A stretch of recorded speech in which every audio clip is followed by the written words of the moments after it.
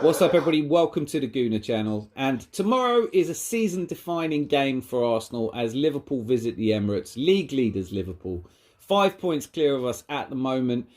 And whilst it might not actually be a must-win game, you do feel that if we lose this, that would probably spell the end of our title ambitions for another season, particularly when you consider the form that Manchester City are in and the fact that they don't look like dropping any points at all. Liverpool, of course, beat us in the FA Cup in January, and that's going to give them confidence.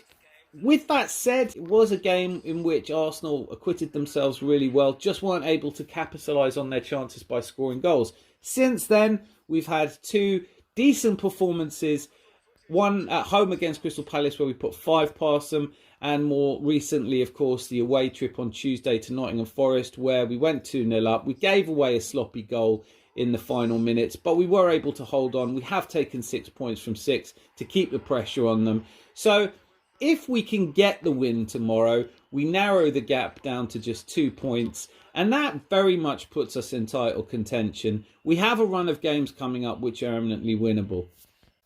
The FA Cup defeat to Liverpool had some positives. We were all over them in the first half. We just weren't able to capitalise on our chances. And this is a Liverpool side without their talismanic Mo Salah, but they are in a rich vein of goal-scoring form.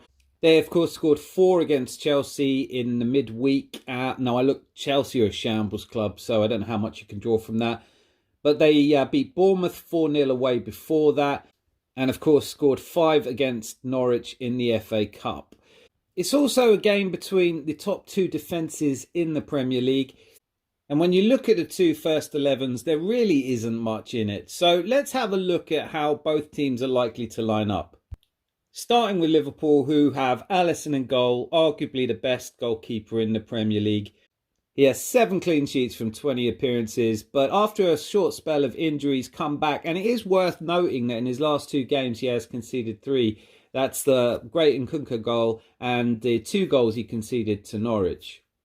So perhaps he's not in his best form, but he's always a difficult keeper to score against. And that's why Liverpool are the meanest defence in the league at the moment. At left back, I would expect them to play Joe Gomez. He looked really solid against Chelsea, but without really that much to do.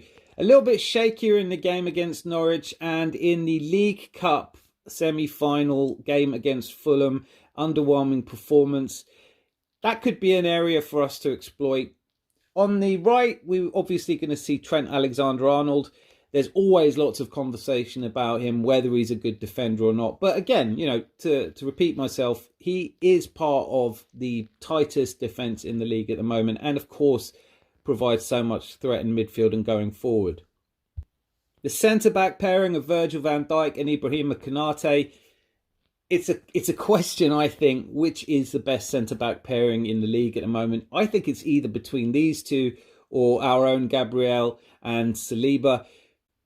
But in any case, these two are a very difficult pairing to get past, and we're going to have to be our very best. In the midfield, I would expect them to play Curtis Jones, Alexis McAllister and Dominic Szoboszlai. And ahead of those, the front 3 of Luis Diaz, Darwin Núñez and Diego Jota. Now, Darwin Núñez gets a lot of criticism for not being a good finisher. He hit the woodwork 4 times against Chelsea. But when you think that he has actually got 7 goals and 7 assists this season, a very dangerous proposition indeed. And Diego Jota, for me, is a very exciting player to watch. He's strong, has an eye for goal. Arguably, Liverpool's in-form forward at the moment. He's played 16 times, started 10 and scored 8 with 2 assists. He's going to be a handful, particularly when you think he's likely to play up against Zinchenko. How will Arsenal set up against this? In goal, it's almost certainly going to be David Raya. I know this is divisive. Personally, I'd like to see Ramsdale come in because he has that acrobatic save in him, which I think that Raya hasn't shown us yet. And Ramsdale feels like a big game player, but of course doesn't quite offer you the distribution that Raya does. In the game against Nottingham Forest, there was a moment where he was actually on the halfway line. And if we are able to exert that pressure, he does play positionally better as a goalkeeper. And of course, his assist to an assist against Palace was beautiful. And so I think we're all expecting David Raya to start there. Given the total inactivity of players coming in the January transfer window, we really are looking very thin at the back with Tomiyasu away at the Asian Cup. We really only have 5 defenders.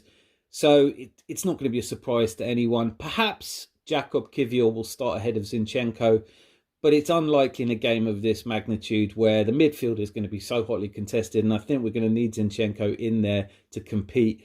Back 4 will be Ben White, who still doesn't look quite himself after last season, still isn't quite combining with Saka and Odegaard in the way that he showed us he could last season. But Zinchenko, Ben White as the fullbacks, and Saliba and Gabriel as centre-backs. A really strong defence. For all the criticism that Zinchenko gets, he is part of the second leanest defence in the Premier League. And I think a lot of it is just scapegoating.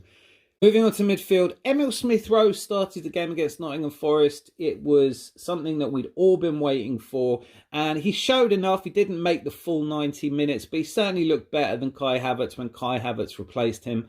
I don't think there's anything wrong with allowing Kai Havertz to develop more naturally. It would seem a very strange call by Arteta to play Emil Smith-Rowe for one game and then drop him and bring Kai Havertz in. I honestly think we'll see Emil Smith-Rowe start tomorrow. Declan Rice will be the 6. Martin Odegaard and Declan Rice, of course, are probably the 2 first names on the team sheet. So that midfield, I think, matches up pretty well against Liverpool. And our front 3, Martinelli, Bukayo Saka and Gabby Jesus. Jesus with a goal and an assist against Nottingham Forest. Hopefully he can build on that. He's been criticised by everyone in his dog this season for his lack of goals. And it's true to say that of his 13 starts, he's only scored 4. He's got 3 assists as well. So not where we need him to be. But has he turned a corner? Is he likely to cause Liverpool and their defence problems? I think he certainly is. We do really need to get at them. We need to dominate possession. And we know that we're up against a high-pressing team, and they are going to have their chances against us. But if we can draw them on, we could hit them on the break. And that's something that we showed against Forest as well as showing throughout the Champions League this season, that when teams come to play us, we can find space behind. My overall hope in this game is that rather than be scared to lose possession on the edge of their area, that we could actually allow them a little bit of that by taking shots, not passing too often as has been the case more recently, where players who could just have a ping in a crowded area are instead choosing to play a lateral ball a couple of feet. And eventually this translates into huge amounts of possession without any really meaningful incision. I'm hopeful that we can get a goal early on this time round. We are in more confident form. And if we do, then you do see Liverpool having to come at us a little bit more, and maybe we can pick them off. I'm predicting a 2-1 victory for Arsenal, but it could be anything, couldn't it? We could absolutely batter them.